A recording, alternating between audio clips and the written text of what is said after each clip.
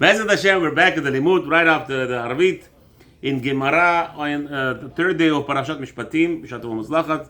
It's discussing in Ktuvot. Today is, by the way, tonight is already after Arvit 21st of Shvat, but we're learning right now the mitzvot, the Limud of Torah was Shayach for yesterday, for like half hour ago.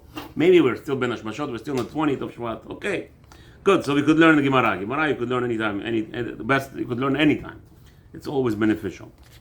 So today is the Tuesday, the third of the week of Parshat Shabbat Mishpatim, and so it's going to be discussing Daf 22 in Ktuvot, Amud Aleph. Amar Ribi Ameh Minay Lehape She'asar Hu Hape She'hitir. So we have such a rule that, technically speaking, if a woman comes, let's say for instance, a woman comes to a new town. She moved to a new town. So they ask her, "Are you married?" She says, "Yes, I was." Are you married now? She was. She says, "I was." She says, "Okay." So the question is now, how can we trust her that she's divorced? Has to see the get. No, we don't need a get. There is no get. Usually the get is kept by Beit Din. In the olden days, they did not give out get. In the olden days, they didn't have... שולח שליח לתת לו את הגט. לתת את הגט ואחר כך קוראים אותו, שורפים אותו. You have to burn the get. Why? Because there are a lot of Rasha'im who look to be posel the get. So the get has to be burned right away, disappear. Because otherwise everybody's going to start making excuses why there's no divorce. Okay. So now, how do we know that if this woman who claims that she was married, now she claims she's divorced, right? She came to the town, they asked her, "Are you married? You were ever married?" "Yes, I'm divorced now." So that's called Pesh Asar Hu Pesh Hitir. The easiest solution is, the easiest thing for her could have been, "Are you married?" Never was. If she said never was, you're going to look for a get? No, we trust but Jews. She's lying. We trust Jews. It's called language. Okay. You can say just no. I understand this world. Today, it's a big problem. I give musar against this day and night. We are totally distrusting Jews. Totally. Everybody's Rasha until they prove me that they're tzaddikim. In reality, it's not true. Chabdeu v'chashdeu. The Torah didn't say chashdeu v'chabdeu. That's a fallacy. That's a Christian thought. We're Jews, kabdeu. We honor everybody. Chashdeu, we have to see if he's giving us a reason to be choshed. And only then we have to be careful with the guy. So in which cases we have to be choshed? Number one, money. Anybody comes to you with money issues, you have to be choshed. Any rabbi comes to you and says, "Give me donation." Excuse me? How do I know what we're now? There is a mitzvah to be choshed because you are a bank teller. You are a bank teller. Hashem trusted you with money, you have to be careful who you give the money to. Careful. That's halakha. There's no playing games. Chabdeu v'chashdeu. Chashdeu means he has to give you a reason to be choshed first. Today the world is be choshed everybody until he proves himself not guilty, which is not true. That's not the way the world runs. Now she came and she said she was divorced. So what did she say? Hape she'asar hu hape she'hitir. Since you believed her that she told you that she's married, she could have just told you, "I was never married." Therefore, very good. Now we could trust her. Now the fact that she told us that she was married, and she tells us right away that she's divorced, Pesha Asar, she technically told us that she is prohibited to marry another man, who a Pesha Hetir. Now she has that koach to say that she's allowed to marry to the man because she gave us the Yisur, meaning she was honest. Very good. Continue. So now, the rabbi is asking, how do I know that from the Torah? How do we know that it works in reality? Why is that a question? Very simple. People cannot be trusted when it comes to them. A store owner cannot say, "I'm selling you kosher meat." A store owner is nogea bedavar. He's selling a product. He will say anything to sell his product. Hey, he's a big tzaddik and this and that and this and that. He has to have hashgacha. He has to have hashgacha that certifies that that because he's nogea bedavar, because he is related to himself. Here, who could be more related than a woman? How can we? So how do we allow this? How can we say if a woman said by her just saying I'm divorced, she actually admitted that she was married? The moment that she admitted that she's married, she's prohibited to every other man until she proves again. Here she's not proving it. She doesn't have again. But the Torah, it's very strange. Here we believe her. Why? That's the question. Okay? So, well, how do you know from the Torah? How do you know that this is acceptable practice in the Torah? Shneimar. And it's not just marriage. It brought many things. Many things. Like how you came to the store owner, what's his name? I want to buy an item. And the item was stolen. Right? Now, so the guy tells you, yes, this item was stolen, but here's a letter of Yush from the Baalim, and the Baalim allowed me to purchase it, and now you could buy it. Really, halacha is, we're not allowed to buy anything from a thief, ever. There is no allowance. You cannot help a thief to justify his business. Mm-hmm. So anytime you know that something is stolen, you cannot. So now the guy told you, you asked him, this is a kosher item, there's no irurim on it. He says to you, you know what? The item, I bought it. You have a letter from I have a certificate from the owner that he allows me to sell it. Meaning it was a stolen item. So here the guy is a pesha shasa. Did he have to tell you that he stole it? The item was stolen. Not that he stole it. He got it. It was a stolen item. He got it. He bought it from somewhere. He bought it. Let's say. How will this work today? Very simple. You get an item in Israel, a tefillin in America. Okay? You're a salesman, tefillin. And the guy who sold it to you, some goy came to you and he sold you the tefillin. What happens to be this guy was in Israel, he robbed the whole sofer stam. Very good. Now you have all this tefillin in your hands. You actually, you're a merchant, you sell tefillin. This guy come to you, there's a little bit of leniency. You could fool the goy, somehow take it away from him. You got it. Now the question is, this tefillin was stolen. You call up the guy in Israel, and you made a deal with him. You paid him, whatever it is. He's happy that you're selling it now. So you could have just kept your mouth shut when the customer came in and asked you all the details on the product. By the way, that's what you're supposed to do. When you're buying specialists, Divrei Kodesh, you're supposed to check. Sfarim, are they stolen? Today, Rahman al-Lisan. Somebody stole Sfarim and sold it. All your limud could go Sitra Afra. Okay? You hear what's going on here? It could be Sitra Afra, all the limud of Torah, everything. Why? Because it's stolen items. You have to be very cautious. So the guy tells you, yes, this item was stolen, but here's a letter. The guy is, what's his name? You Midyaesh, and he actually, I was Konet, now I can sell it to you.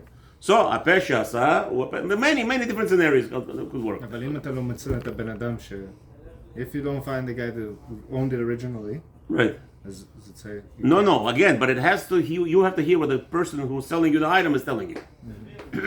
Because technically speaking, he would just... What if you have Al-Gasha? No, if you have Al-Gasha, it's a different story. And the guy is not saying anything, then don't buy. Finish, simple as that. Obviously, so if some boy coming and you see that he's no, the guy is done. Nothing. So you suspicious. How finally Goy got 20 pair of tefillin? Okay, there's a mitzvah from Yeshiva Mekubalim in Yerushalayim. Right, so you have to return it. Yeah, there's a lot of ways to play around the game. Okay, but anyway, this is the concept. As somebody who says something that's he has an item that is prohibited to you, but he could have just kept his mouth shut and you would have bought it anyway. Here, the fact that he's telling you you're allowed to buy it, then that's called heter. Hu matir lecha afal pi shu asa lecha. Even though he said to you it's nasur, but then he gave you a justifiable explanation, and it's fine. You're allowed to trust him. Okay. Shneimar, as it says like this in the pasuk. How do you know that in Torah this is acceptable? Et biti natati laish hazeh leisha. A father claims. What's happening? Whose phone is that? No. Oh, this one. What's going on? Oh, no, it's Rabbi Yaakov. Rabbi Yaakov. No. Yeah, извиняюсь. Okay. So it says in the Torah in the Barim, chapter 22, Et biti natati leisha hazeh leisha. So it says that a man claims that the wife that he married is not a virgin. Okay, so he comes to Beit Din. The father comes to Beit Din and says, this guy is a Rasha. What is this? I gave my virgin daughter to be his wife. Okay, so how do you know it to be the truth? לאיש עשרה הזה התירה. Right? את ביתי נתתי לאיש הזה לאישה. לאיש עשרה הזה ההתירה. So you see over here that what? That I gave, so he said what? What did he say? I married off my daughter to this man. So when the father says, I married off my daughter, what does that mean? His daughter is married to somebody. Meaning, she is prohibited to the whole world. To every man in the world. But then the Torah tells me he uttered a new word. This man. Meaning what? Even though he puzzled his daughter, he prohibited his daughter from every man in the world, but you see the Torah gives him permission to say which man she's allowed to marry. Because a married woman cannot touch any man. But now he's saying, but my daughter is married to this man. Oh! So you see the Torah is telling you this concept. So how should I have said it differently? Well, like this. Et biti natati. Natati is the problem here. Natati is the word that says I married her off. But the problem is he said the word I married her off before which man? So I married her off. Okay, like this. A man says I married off my daughter. What does that mean? No man ever is allowed to touch my daughter because she's married off. We don't know who she is married to. Especially if she's dead. She's dead. She can never marry ever. This woman can never marry. Why? Because maybe I'm marrying the brother, maybe I'm marrying the father of the man I'm married to. You hear what's going on here? The father has this koach. Before 12 years old, the man could say, marry off his daughter. From first day on till 12 years old, till 12 and a half, but man has that power to marry off his daughter to whomever he wishes. And if a man declares, I married off my daughter, she's married, nobody's allowed to touch her. Ever. She has to die like this. She's aguna le'olam. Let's say the man says like this. The father comes out. But if he said, I lie. Can I finish a statement? Thank you. The father comes out and he screams, my daughter I married off.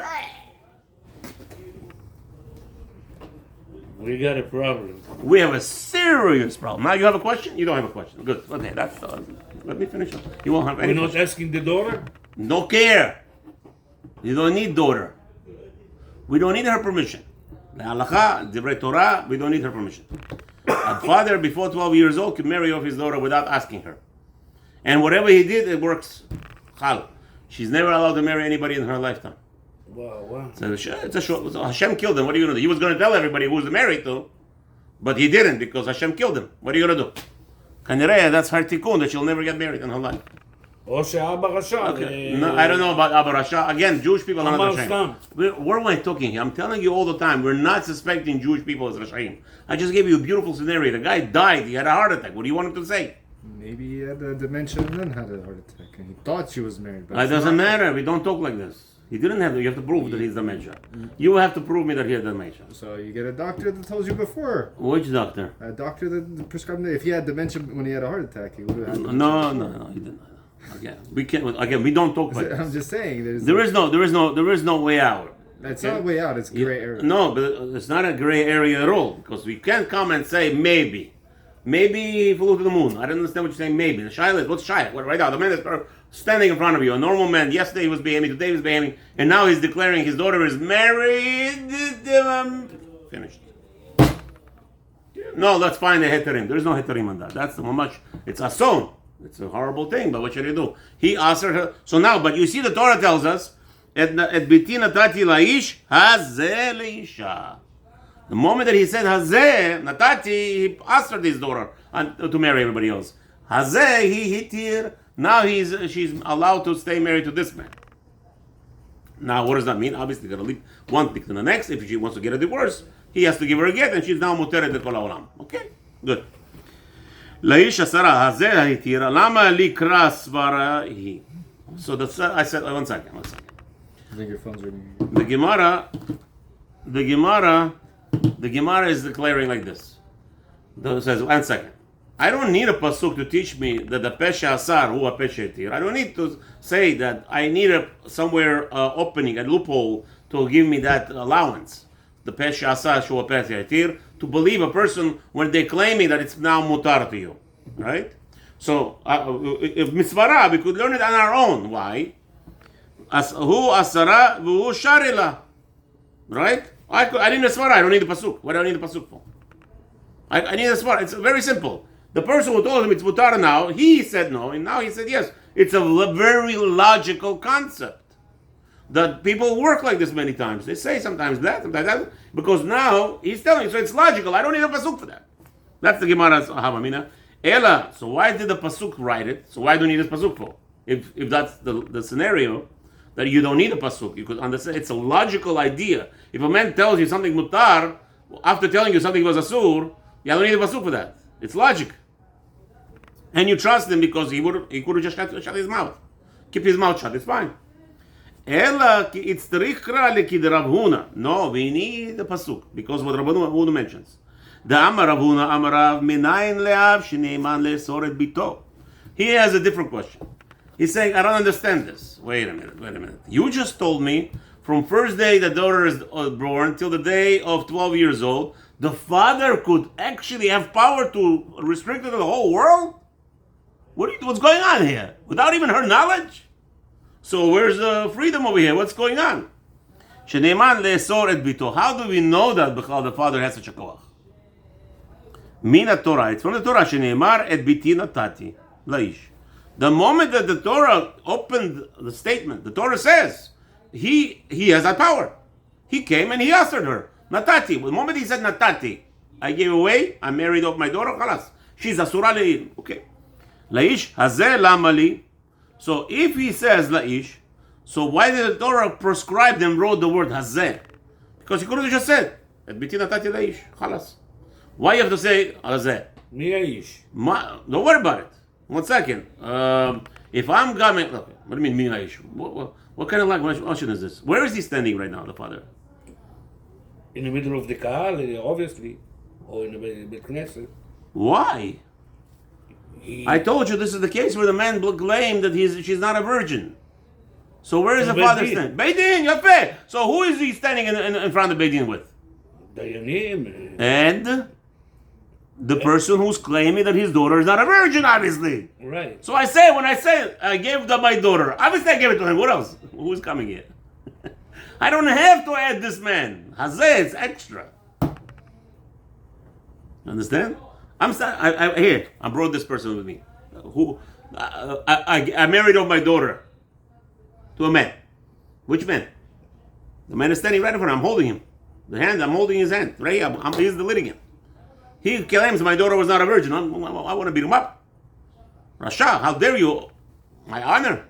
I'm the father. You're telling me I didn't educate her properly?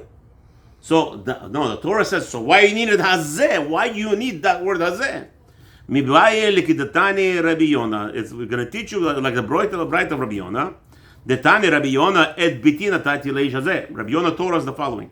This pasuk says that I gave over my daughter to this man. Hazeh velo leyabam. It's telling you, you know why? This man, and not meaning I married her off to this man, and I didn't give her over to leyabam, to the brother of her deceased husband. Okay, now, so what's going on here? Why was a im hotzi shem ra al nisuei achiv? Okay, so what happened was that this girl was engaged to his brother. His brother died before he brought her into his house. Now the brother went and did a maset with her. It's chayav yibum. גם אם רק עשו אירוסים? כן. No, not chayav yibum over there, but he did it. There's a whole machloket. He has to give her a chalitza. There's a big machloket. But let's say he didn't do. אבל הם לא נשואים, רק Habibi, you're right, but he ibem אותה. So now he's claiming, she's not a virgin. So over there, we excluded. The Torah excludes this man. Lo yabem. I never gave it to him. Okay. Tana Rabbanan. Haisha she'amra eshet ish ani. Okay. So that's the whole concept of the hazeh is needed here. That's it. We're going to end it off. So you see that the Torah specifically wants to teach you, there's concepts, there's all the different types of limudim that the peh she'asar hu apeh she'etir. Very nice. The Gemarah continues. תנא רבנן, האישה שאמרה אשת איש אני וחזרה ואמרה פנויה אני נאמנת. A woman that declares, we have a bride that says, I'm married. And then she says, I'm divorced. והשביה לנפשה התיכה דאיסורא. Wait a minute, one second. What happened here? She said she's married, and now she's saying she's not married. Sorry, I used the wrong word, divorced. She never said the word divorced. She said, I'm married, and then she declared, I am a girl, single girl, never married. Available. And we still say she's trusted. Why? Says like this. You know why? First of all, one second, the Gemarah has a question, but it's like she's like declared herself that she's a pig. Now the pig, in order to take the pig out of the status of a pig, you have to find the reasons. If she said I'm married, she didn't say I'm divorced. This is the difference from how we started the sugya. We started the sugya when she said she's divorced. Here she's saying what? She's saying I'm married. I was married. No, I'm married. And then she says I'm a single. You know the application you file?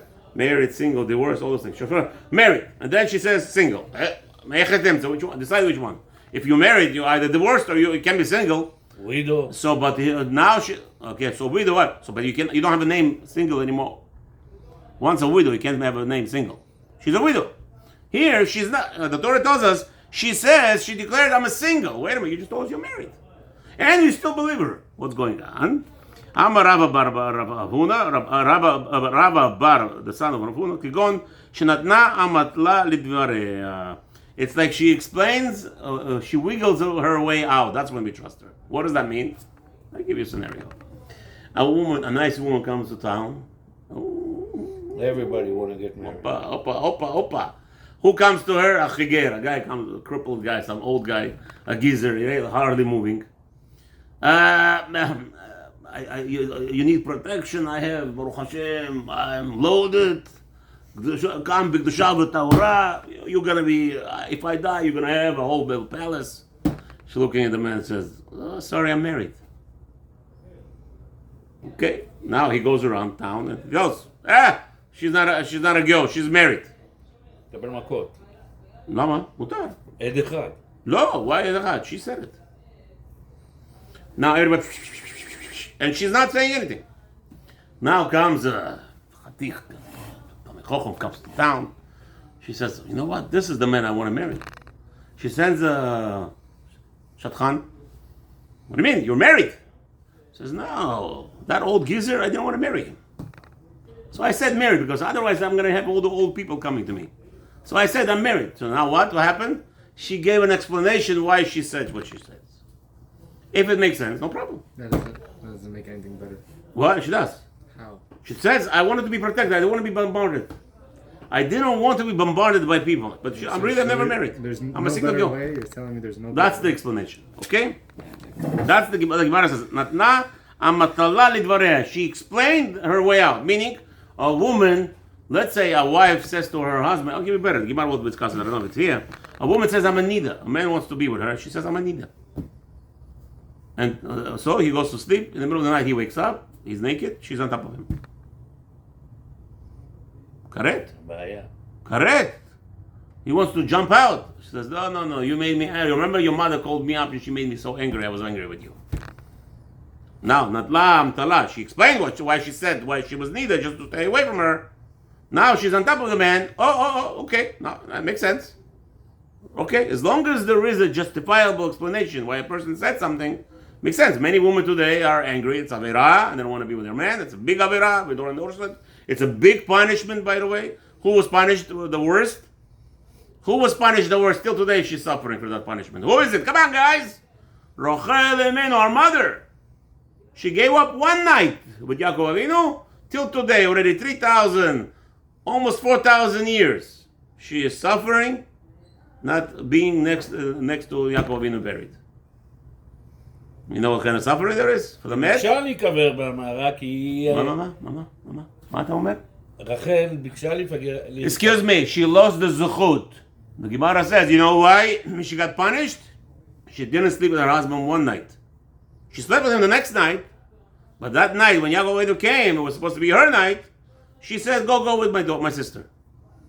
And Hashem punished her for that. It's called zilzula ba'ala.